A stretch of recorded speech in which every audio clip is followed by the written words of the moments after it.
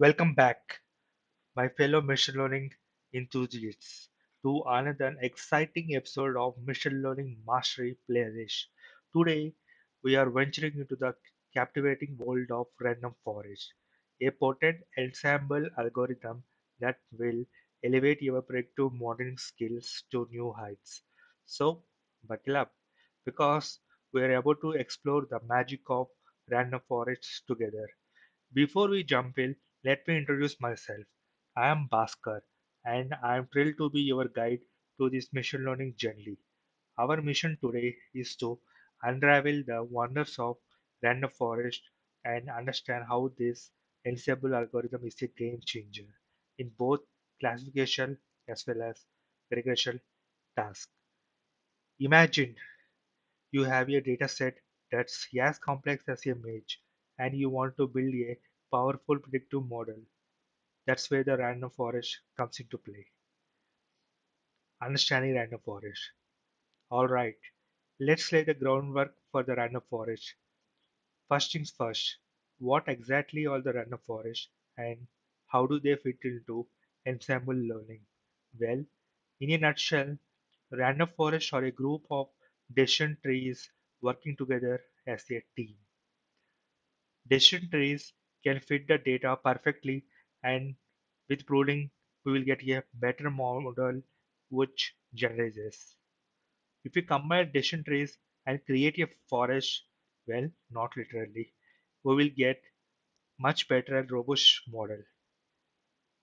You see, decision trees are great at making individual predictions, but they sometimes struggle with complex data sets prone to overfitting. Random forests come to the rescue by combining these trees to make collective, robust predictions. Now you might wonder how these trees collaborate effectively. It's all about the power of the crowd. Each tree gets a chance to vote on the final prediction, and the majority will win. It's like a team of experts coming to consensus. The ensemble approach significantly reduces the overfitting, leading to better generalization and more accurate predictions. This technique is called bagging or bootstrap aggregation. It's an ensemble technique. So let's take an example. We know the random forest is forest of trees, right? So that means if we have a tree, so assume these are trees. So group of trees is random forest. Okay. Take a one example. Assume we have a data set where we are having three features and one outcome.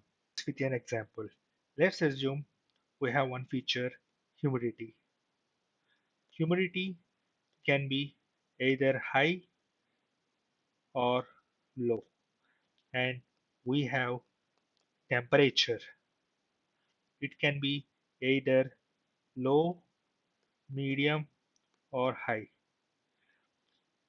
Here also for the low, we're having wind. It can be either high or low. These are our three features. What's our target variable? It can be whether a child plays cricket or not. So in this situation, let's assume yes, he'll play. Let's assume for the honesty he'll play in this one, but two, no. This is one example. So this is one tree. Okay. Let's take one more tree. This will be temperature, this will be humidity, and this will be wind. Assume temperature can have values low, medium, high, right? So one more. So for low, medium, and high. And for humidity, we're having high and low, high and low. So assume this is y, this is y. And for temperature low, we're having let's say wind. Again high and low, high and low. It will be n and it will be n. Similarly, this will be y. This is a tree and This is a tree. We're having two trees. So what are the rules? What is a true tree? Is nothing but a set of rules. So here, when humidity equal to high and temperature equal to low, we are having play as yes. Let's see in this example. So temperature equal to low, it will go in this part, and humidity is high. So what do we have? Y. So temperature equal to low, humidity equal to high. So play equal to Y. That means, so this rule and this rule match. That means this tree and this tree voted that he will play for this condition. So this is what how the voting will be done. One example of random forest. So like this we can have n number of trees, and the majority vote will win. Implementation of random forest. To build our random forest model, we develop a step-by-step process. First, we need to select subset of features and data points for each decision tree. Now here comes the fun part, randomness. Random feature selection injects diversity into trees, preventing them from becoming too similar and improving the forest's overall performance. Once the decision tree has been voted, it's time to make the final prediction by tallying the votes. The winning prediction becomes the ensemble answer.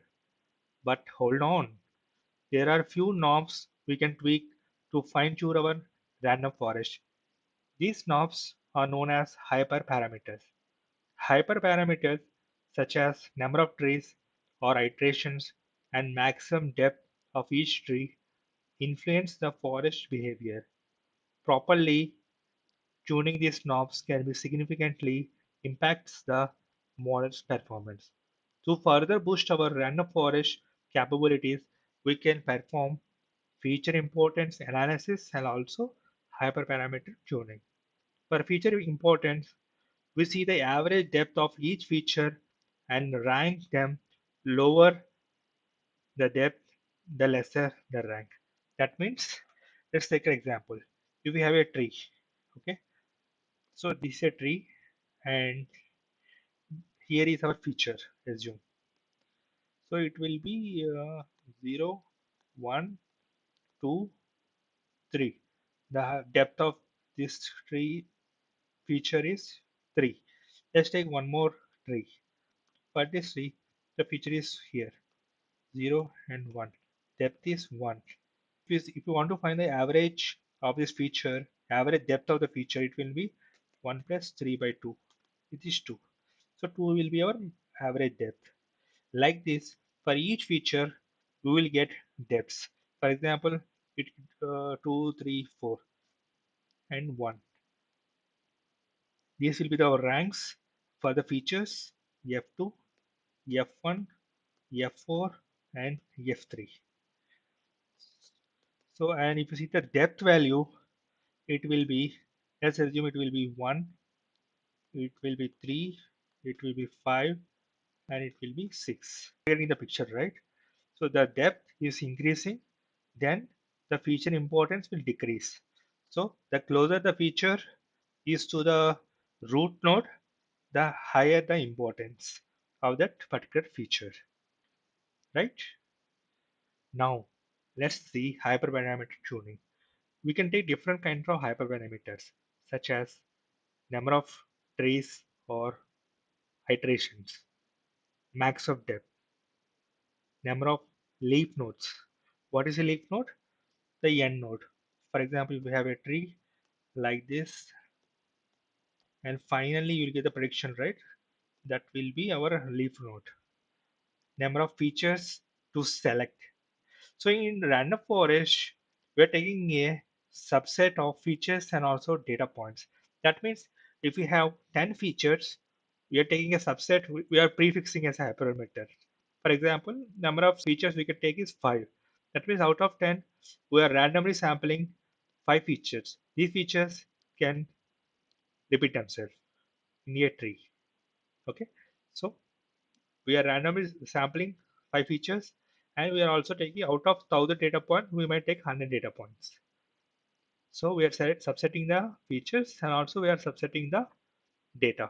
Explore the perks and real world applications of random forest, advantages and disadvantages. Okay, so random forest come packed with impressive set of advantages. They are they can handle high dimensional data, tackle non-linear relationships, and even deal with missing values. They can deal with high dimensional data because we are subsetting the features. That means if we have 1,000 features, our sampling we're just taking only 150 features. So we can deal with any high dimensional data. That's not an issue. They can also tackle non-linear relationships because it's a combination of several branches or decisions. So, for example, for a tree, we have several branches, right? So, for each branch will be kind of a decision boundary. If you plot the graph, it will be like this. Assume this is our axis, x and y axis, and this is our decision boundary. So, each branch decision will create one line. So this is for one tree, and this method is applied for n number of trees, and we are finally we're taking the aggregated one. So we can get a nonlinear relationships. So it can be like this, or it can be like this. Any nonlinear relationships we can easily get with random forest. Missing values can also be treated as a separate subcategory. Then interpretability is another major plus. Random forest allows us to extract valuable insights about feature importance, enabling us to understand the underlying pattern driving the prediction. So let's see some disadvantages of random forest. Complexity. Random forest can be computationally expensive, especially when dealing with large number of trees or high dimensional data sets. Even though we do feature selection, but still we are having a lot of features and number of iterations, right? That's where the complexity might increase. Next is interpretability. So while random forest offer feature important analysis, interpreting the predictions of individual trees within an ensemble can be challenging. That means for a random forest a set of trees, right? So each tree will predict something. So our final output will be aggregate results of all the trees. So we may not show like why a particular tree given particular prediction because it's finally we get aggregate results. So to go in depth into reverse engineering, it will be little complex. Next is overfitting.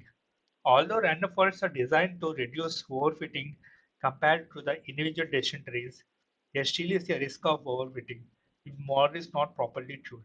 That means depends on hyperparameters tuning, we can adjust the overfitting. So sometimes we may not get the proper results if we are not tuned properly. Memory and storage requirements. Random forests require storing multiple decision trees, which can consume significantly memory and storage resources.